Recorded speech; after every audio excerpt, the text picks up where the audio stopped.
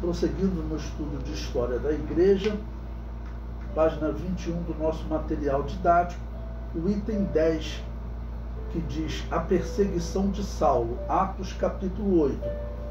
Bom, esse período que nós estamos estudando, eu falei para vocês, provavelmente é ainda o ano 30 da era cristã. A perseguição de Saulo começa um ano depois do nascimento do cristianismo. Nasce no ano 29, no ano 30 Paulo está iniciando essa perseguição que vai durar 2 anos. E das perseguições organizadas pelo povo judeu, podemos dizer que essa foi a pior perseguição. Depois o povo judeu vai fazer uma perseguição pedindo às autoridades romanas para punir o cristianismo. Mas esse tipo de perseguição que eles fazem agora, que inclusive era ilegal, eles não podiam fazer isso, né? Mas de alguma maneira conseguiram fazer isso. O Império Romano não autorizava eles a executarem ninguém. Mas essa perseguição vai, claro, executar muitos cristãos. Então o comentário diz: além de Estevão, Saulo também pode ter debatido com Jesus. Ele podia estar entre os discípulos enviados pelos fariseus. Lembram-se que na aula passada eu falei com vocês que Estevão debateu com pessoas da região onde Paulo tinha sido criado. Então poderia ser que Saulo de Tarso estivesse debatendo com ele, ou com Jesus. Bom, isso é importante para nós entendermos até a atitude de Saulo e do seu radicalismo em favor da lei. Esse radicalismo que ele tem para assim, perseguir os cristãos, acreditando que eles estão errados, né? Vamos lembrar também que o mestre de Saulo, que era Gamaliel, nós sabemos pela história que ele nunca se manifestou interpretando as profecias corretamente. Senão ele deveria entender que tinha chegado o tempo do Messias morrer. Isso estava profetizado por Daniel, e o apóstolo Paulo, claro, vai utilizar isso depois que ele se converte. Mas, infelizmente, o ensino que ele recebeu do seu mestre não apontava para Jesus como Messias. O comentário prossegue. Logo em seguida, Jesus fez um duro discurso contra os fariseus, classificando-os como hipócritas, condutores cegos, sepulcros caiados e raça de víboras. Então, será que Saulo estava lá? Será que ele ouviu todas essas palavras duras para os fariseus que Jesus falou, mas que era necessário falar porque eles estavam tão corrompidos com a política de Roma, com a péssima política de Roma, né, que Jesus chamou eles de hipócritas. Quem eram os grandes fariseus dessa época? Bom, o maior fariseu dessa época era Gamaliel. Então, Saulo sabia que Jesus tinha chamado o mestre dele, e claro, o próprio Saulo, de hipócrita, estando ele lá ou não. O comentário prossegue. A perseguição de Saulo é uma demonstração de como estava corrompida a cúpula religiosa de Israel. Neste capítulo de História da Igreja, 2 coisas contribuirão para que os sacerdotes reduzam a perseguição à igreja. A primeira foi a conversão de Saulo, e a segunda foram as rebeliões que se organizaram em Jerusalém.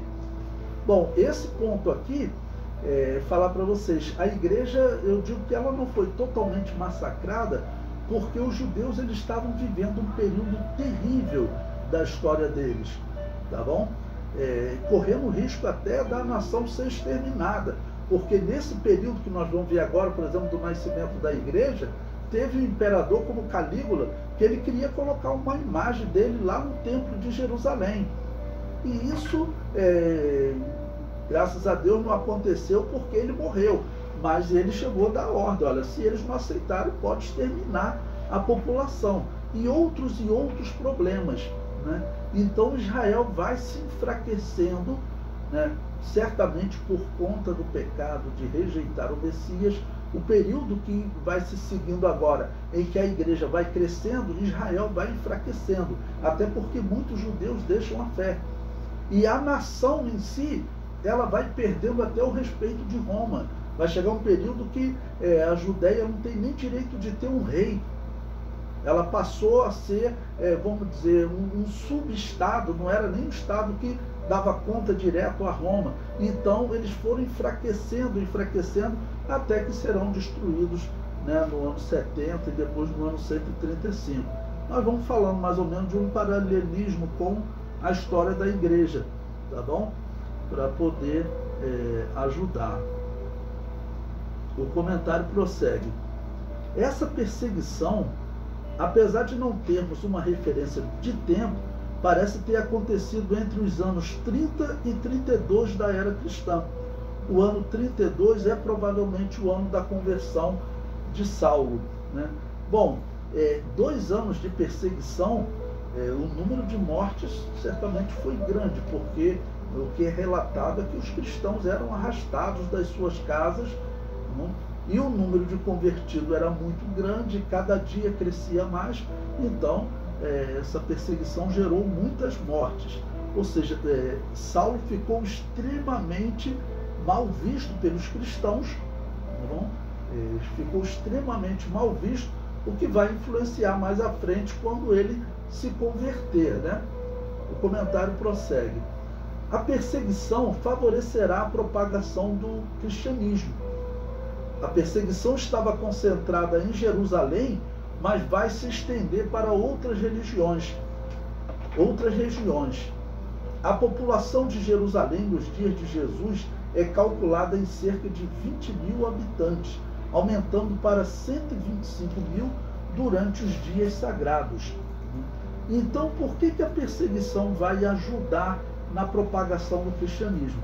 Porque os cristãos, onde eles chegarem, eles vão estar anunciando o evangelho.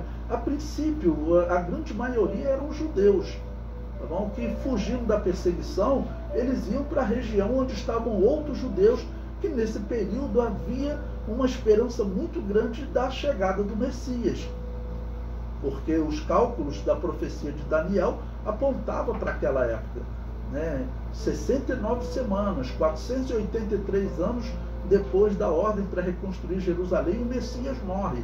Então havia todo uma esperança da chegada do Messias, ok?